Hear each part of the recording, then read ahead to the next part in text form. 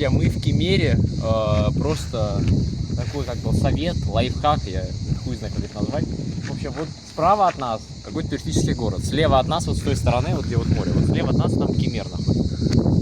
Это как бы такой холмик, гора, вот если ты поймешь, вот, турецкий флаг, те, кто бывали здесь, они как бы его видели, скорее всего, когда плавали. Я к чему? Я к тому, что это довольно легкий маршрут и довольно приятный. Такие виды просто охуенные. Кстати, там гора, блядь, ну просто, ну это, я не знаю, Зевс там у нас надзирает над нами, блядь, как, я не знаю, кто там, Артемида, не знает, Дона.